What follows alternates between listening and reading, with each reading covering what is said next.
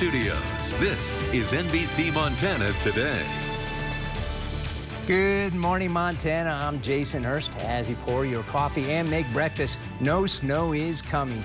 Weather forecaster Brianna Henderson has more on that in just a bit. And let's get you informed and ready to take on your day. So coming up over the next half hour, a developing story. Could Montana be experiencing major layoffs in the forestry industry? Plus a second hearing in Helena on a bill strengthening penalties for fatal DUIs, the prison time and penalties it calls for. And a revised affordable housing ordinance went in front of Bozeman City Commissioners. Residents react. And if you're about to send out the kids to the bus stop, it's going to be cold in Missoula. Definitely a hat and gloves day. 17 when they're headed out, but as they come home, warming up to about 26. And meanwhile, over in Bozeman, we're going to also see some snowfall, but that's not really beginning until lunchtime.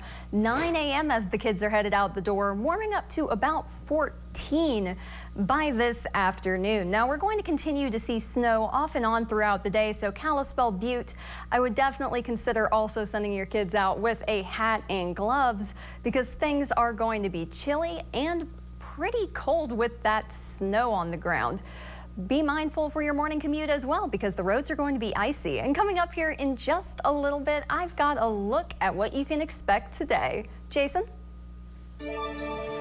As we come on air this morning, we have a developing story as we gathered information overnight. More than 300 U.S. Forest Service employees in Montana are believed to have gotten termination notices via email.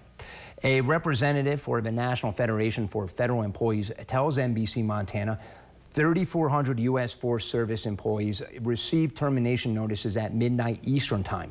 Matthew Broussard tells us that amounts to about 360 USFS employees in Montana.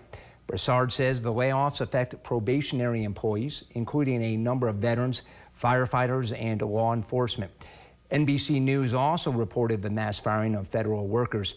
Details specific to Montana are still scarce, as Broussard cited reluctance among agency employees to talk about the situation while information is still coming out. There's a lot of uncertainty right now with even with in between our union officials that are still employed with the agency of retaliation about speaking about this. There's a lot of fear with the employees right now. NBC Montana will continue to follow the developing story and bring you updates as we learn more. You can find more information online at NBCMontana.com. Montana Governor Greg Gianforte continues to spread the word on the homestead rate cut. The governor held a press conference Thursday to discuss the progress made, and Gianforte discusses his solution to high taxes, the homestead exemption. The goal is simple. If a homeowner lives in their home or a renter lives in a long-term home, they should receive a property tax cut. Property taxes should be lower for where you live, and your rent should reflect that lower tax.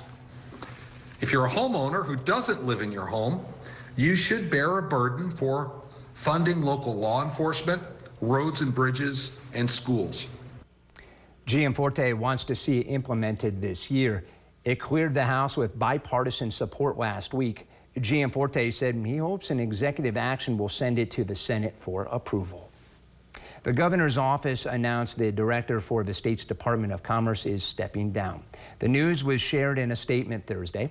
Paul Green says he's leaving the role to spend more time with his family. Green served as director for just over 1 year and previously served in the Montana House of Representatives. He is also a veteran of the U.S. Navy. And during Thursday's press conference, Governor Greg Gianforte thanked Green for his service and discussed the transition. I've appointed Mandy Rambo as acting. She and the team at Commerce have been doing a great job. You've seen her in testimony at a number of bill hearings. So I'm confident we won't miss a step as we go forward. Rambo last served as Department Acting Director back in 2023. We continue to follow up after Bozeman City Commissioners considered a final version of the city's affordable housing ordinance. The City of Bozeman revised affordable housing ordinance went in front of commissioners, and again with several amendments, including requiring pre-application neighborhood meetings for projects making use of Type B and C incentives, removing height incentives in some zones, and requiring all ADA spaces to be located on the same site as the housing units. Still, some residents believe the ordinance allows developers too much leeway while receiving too few affordable units in return. Giving people relaxations for creating 5% affordable units, I think, is ridiculous. Those sentiments were echoed by some commissioners who thought some aspects of the ordinance, particularly the Type C incentives, should be sent back to city staff for more work, with City Commissioner Douglas Fisher voicing concerns that the new affordable housing ordinance may still produce some unintended consequences. Other commissioners thought the incentives were reduced enough from the original version and emphasized the need for some sort of affordable housing ordinance to be in place moving forward.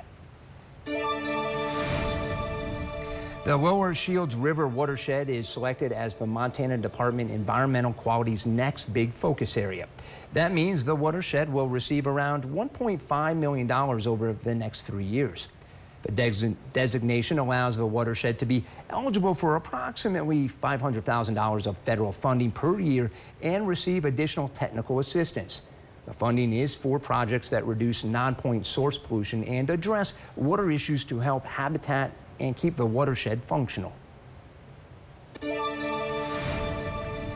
In Helena, a bill to strengthen penalties for fatal DUIs gets its second committee hearing. And House Bill 267, known as Bobby's Law, went before House Appropriations. The bill makes aggravated vehicular homicide while under the influence a crime in cases where the blood alcohol content of 0.16 or higher can be proven and would include a mandatory minimum sentence of 3 years. A fiscal note says the bill could cost a few $100,000 in general funding dollars each fiscal year, as 4 people are anticipated to be sentenced under the new charge. There were no opponents at Thursday's hearing. Proponents say that's money well spent. The fiscal implications of this bill is necessary, and I think we have very lax DUI laws in this state, and I think this is a good step in the right direction. Obviously, it comes at a cost, but it also comes at the cost of folks losing their lives and a lot of justice never being served for those families. The committee did not take action on the bill, which has already passed a second reading on the House floor. And we now visit with weather forecaster Brianna Henderson, who is standing by. Bree, snow, here it comes, right? It's already on its way in some areas. It absolutely is, and that's going to continue on. Butte and Bozeman are going to mostly be seeing it as we get into the afternoon and evening hours. In Butte, they're starting off at 8, warming up to about 17 by 11, which is right when that snow is moving in for Bozeman. And meanwhile, here over in Kalispell and Missoula, like I was talking about, Missoula is going to continue to see this snow pretty much all day. Kalispell really is only warming up to 17 by 11, but don't be surprised if you see an off and on snow shower or two. And coming up here in a bit, I've got a look at the weekend ahead. Jason? All right, thanks, Bree. It's time to hoop it up. Both Montana and Montana State men's basketball were back at home. Did they both pick up Big Sky wins Thursday night? Highlights in that answer, plus the 46th annual Cabin Fever Days is about to kick off in Martin City. What to do, what to see. Here's a live look from our Hellgate Plumbing weather camera above TV Mountain at Snow Bowl. And weather forecaster Brianna Henderson has your day planner right after the break.